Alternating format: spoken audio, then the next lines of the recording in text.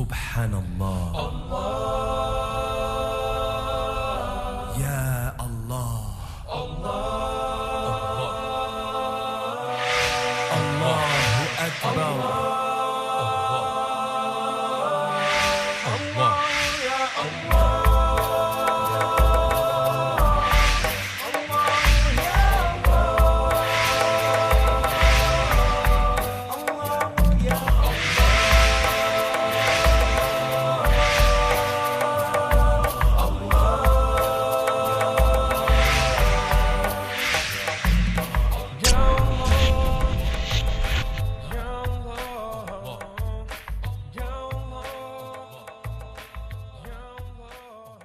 Assalamu alaikum, and welcome to the world of Islam. We're coming to you today from San Francisco, California, in the United States of America. From Denmark to China, from Australia to Argentina, from the United States to the UK, there are more than 1.5 billion Muslims in the world. The religion of Islam is the fastest growing religion in the world, but unfortunately, the true nature of Islam is often misunderstood and misrepresented. So I invite you to join me as I travel throughout the world of Islam to allow you to know the truth about Islam and the truth about Muslims. You are now entering the world of Islam. Assalamu alaikum, and welcome back to the world of Islam. Our travels throughout the world of Islam have brought us to San Jose, California, and I'm at the Islamic Center of San Jose. And I'm with the Imam of the Islamic Center of San Jose, Imam Tahir Anwar. Assalamu alaikum. Alaikum assalam wa rahmatullahi wa barakatuh. And thank you for sitting with us and You're agreeing very to spend welcome. some time with us. Imam, just tell us a bit about yourself and your educational background and how you became the Imam here at the Islamic Center of San Jose. To begin with, I come from a family of imams. So my father migrated here from England in the late 70s. We came along with him in the early 80s from England. We've lived here ever since in San Jose, California. But Imam, let me ask you, when you discussed with your father his reasons for migrating from England to America, what were his reasons for doing that? Just to make a better life for himself. He was very comfortable in England. He came to San Jose as he came to America as a tourist. He came to San Jose. He really liked it. He was approached by one of the individuals at this masjid for him to join the masjid. It was a great move for him, very far away from his home country of India, but he was willing to take up the challenge. He liked what he saw, the weather. Right. Among other things, and so he moved out here, brought us along in 1983. I was a young man in kindergarten that year, and been here ever since, went to school here. It was in my early high school years that I went to India to study in a madrasa. So I memorized the Quran, studied Arabic as a language, and Islamic theology and everything that goes along with it. And how many years did you spend there? I spent a total of 8 years there. In the meantime, my parents had moved back to England, so our Ramadan vacations were spent in England. It was during the last 3 vacations that we started coming to America, primarily to lead Salat al-Tarawih at this masjid. And so it was in my final year when the board of directors here approached me and gave me an offer to be the imam at this masjid. And this was after you had completed your studies? This was while I was in my final year of studies. Okay.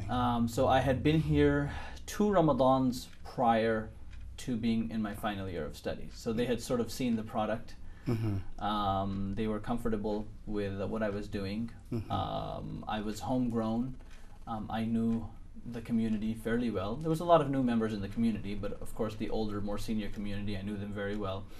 A lot of the so-called movers and shakers of the community, their children and I were pretty good friends. We grew up around the same time, we know each other. So for me it was a great coming back. For the community, it was someone they knew and they respected and trusted to lead them as the imam. My father was the imam here for a number of years in the 80s. He left this masjid to be at another masjid in the Bay Area for a number of years. And after that, in the early 90s, he actually moved back to the UK. And so between the early 90s and when I came in around 2000, there were about 3 to 4 imams who had come in between. Mm-hmm. And then I started end of 99, early 2000 is when I began as the imam here. Right. And what is the makeup of the community members here? What is it, the demographic?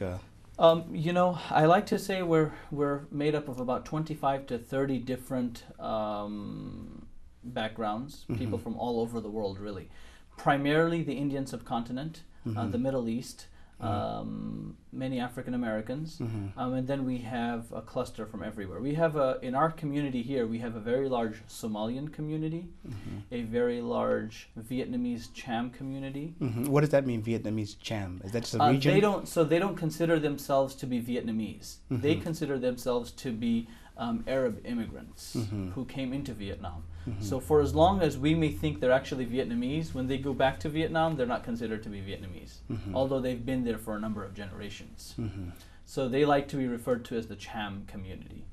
So, you know, Vietnamese Cham community. So we have a very large number of those. Like I mentioned, a large number of Turkish people also attend our masjid. And then really And what about else. in terms of, you know, educational qualifications and professions? The majority of our congregation is well educated. They are, you know, seniors in their companies, if not CEOs of their own companies. We do more recently. We've had a lot of immigrants that have arrived into the Bay Area, and that's sort of made up of taxi drivers and business owners and so on and so forth.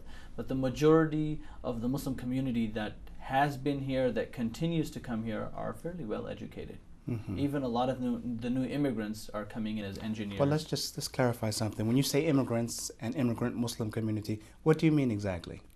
When I say anyone that's come from out of the United States. Okay. So what I mean, I got those two confused there. What I mean to say is that the majority of the people that come into the Bay Area are here because they're very well or highly educated. More recently, we've had a lot of refugees arrive who really don't have any qualifications. These are the individuals that are doing, you know, odd jobs, driving taxis, and so forth. And when the refugees come to the community, are there any community services in place to try to get them started or to assess what skills they have and can? You know, we don't have anything at the masjid per se, but we do have different community leaders in the masjid from the various communities who will assess their situation, and if there is a certain need, they will let us know. But we don't have any program in place. Okay. In your khutbah today, you talked a bit about the importance of being Muslim citizens, being involved and not being isolated or separated from the society.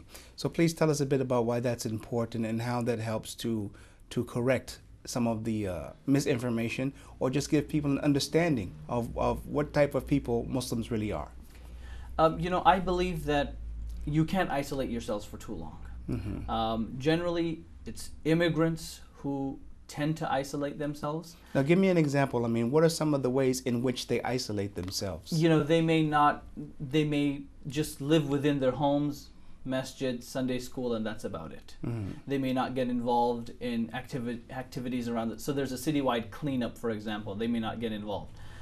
There's something going on at the city hall. They may not get involved. It's just them within their communities, their friends, and they really don't want to go out and about and mix with different kinds of people. They're very scared of doing that. Now, when you identify people who fall in that category and have some chance to discuss it with them, what are some of the reasons they give you for not becoming so involved? You know, a lot of times fear of losing the values they believe that they have, that they bring from back home. You know, but so, you know, people here are different, you know, they eat differently.